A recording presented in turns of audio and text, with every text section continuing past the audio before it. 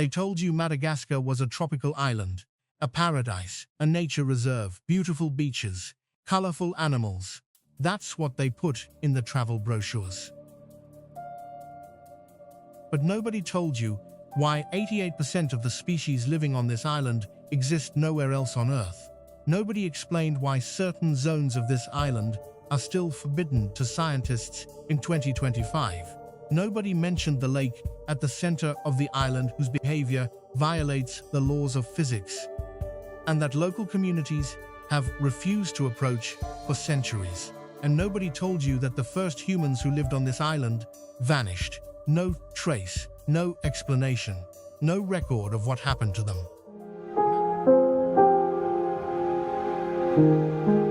Madagascar is not a travel destination. It is the strangest place on the planet, and in the next 13 minutes, you're going to understand exactly why. 88 million years ago, before the dinosaurs disappeared, a piece of land tore itself away from the Indian subcontinent. It drifted, alone, into the Indian Ocean. And for 88 million years, while the rest of the planet fought its wars, survived its extinctions, reset its civilizations, this island lived by its own rules.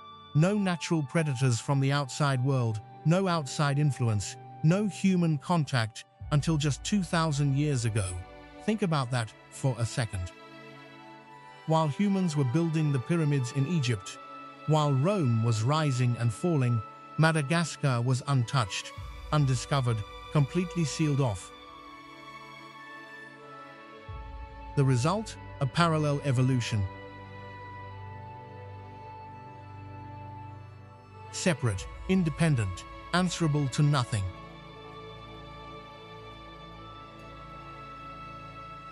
Life on Madagascar didn't evolve despite its isolation. It evolved because of it. And what that isolation produced.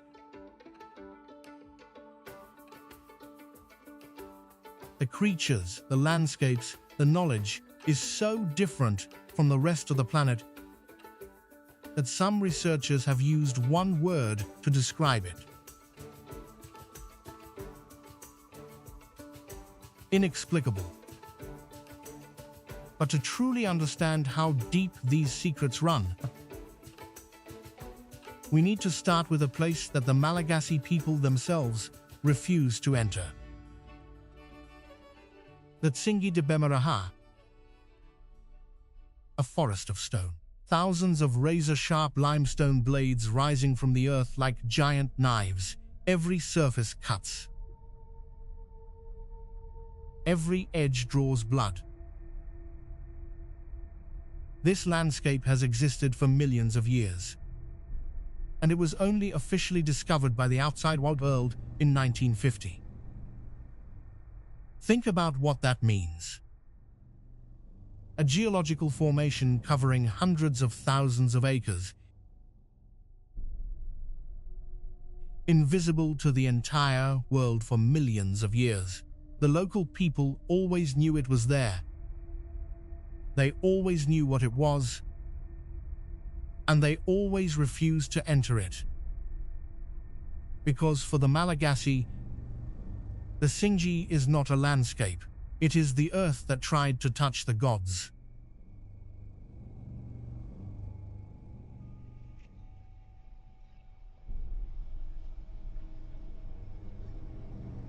And the gods froze it in place as punishment for its ambition.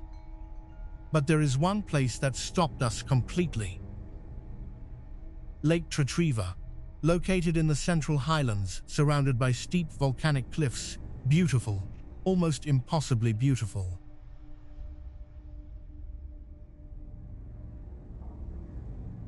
And it behaves in a way that science has never been able to explain. When the rainy season arrives and every lake in Madagascar rises, Lake Tritriva drops. And when drought dries out the rest of the country, Lake Tritriva rises. The complete opposite of what physics should produce. Hydrologists have tested it, measured it, modeled it. No valid explanation. And the local people, they don't go near it. Legend says two lovers, Rabeni, and Raala, were forbidden from marrying. Rather than be separated, they jumped together into the black water of the lake. And since that day, two trees have grown intertwined at the water's edge, their spirits made visible. Myth or reality? What we know for certain is that the lake continues to rise when it should fall, and the two trees are still there.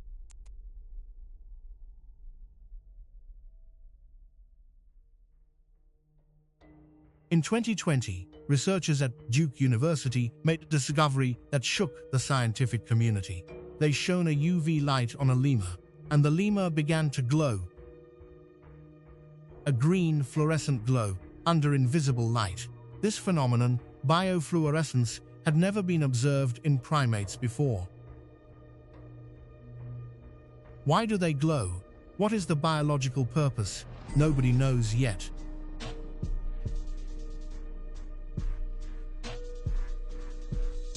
But the creature that truly haunts us is the eye. A nocturnal primate, unblinking golden eyes, enormous ears, and a middle finger, abnormally elongated, almost skeletal, that it uses to tap trees and detect insects moving underneath the bark. Biologically, that finger has no equivalent in the animal kingdom. It should not have evolved this way. Evolutionary models cannot explain it. And more than 30 Malagasy communities that have had no contact with each other, all consider the eye to be an omen of death. If an eye points its long finger at you, some believe you have days to live. Entire villages have been burned to the ground after an eye entered them. Science calls it superstition. But ask yourself this: why does the exact same belief, down to the same animal, appear independently in communities that have never communicated with each other? And then there is the golden bamboo lemur.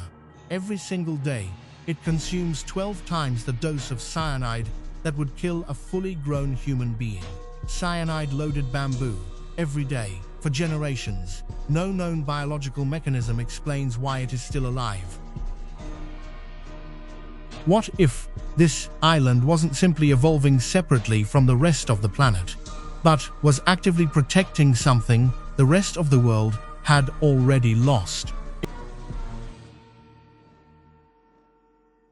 In the 17th century, Île Sainte-Marie, a small island off Madagascar's east coast, was the pirate capital of the world. More than 1,000 pirates lived there simultaneously.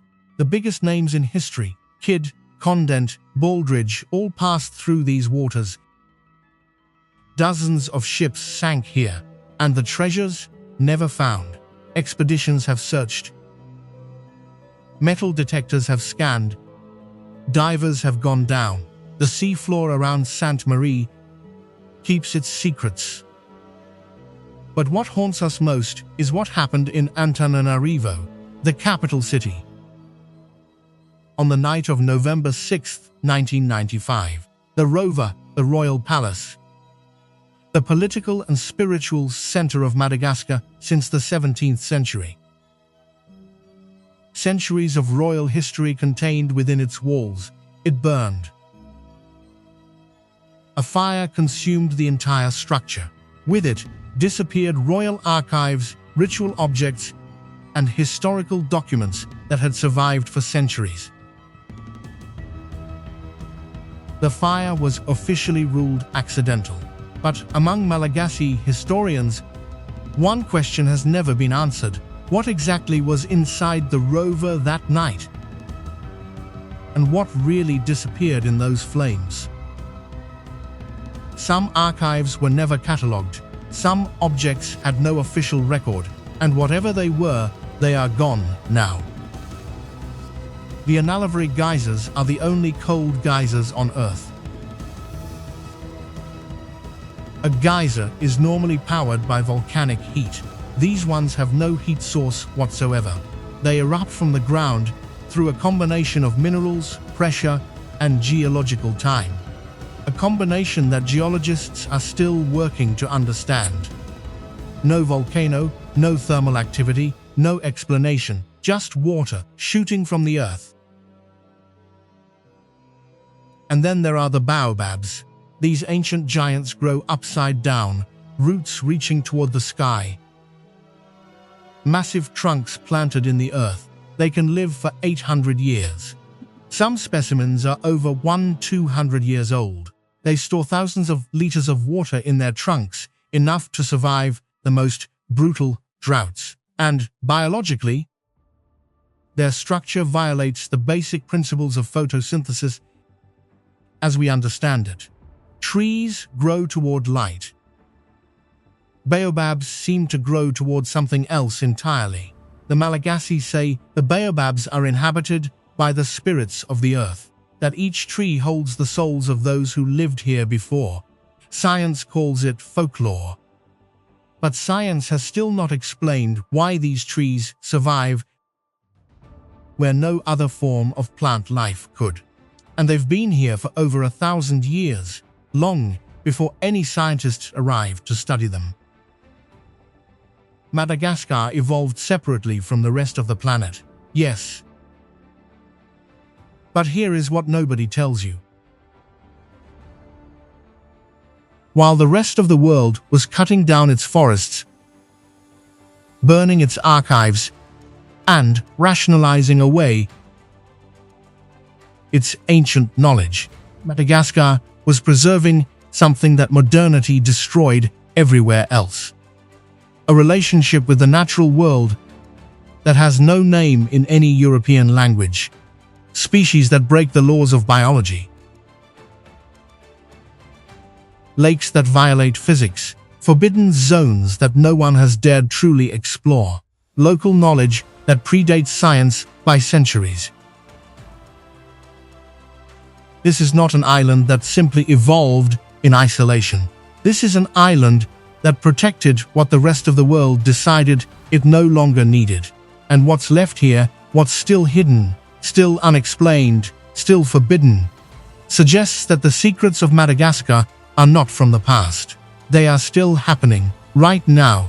If an island of 587,000 square kilometers is still hiding this much in 2025, imagine what lies in the 7,000 unmapped islands of Indonesia, or in the restricted zones across Africa that no outsider has had the courage to enter. That is exactly where we are going next. If you want to be there when we do, subscribe and turn on the bell, because what we find next, you haven't seen anything like it yet.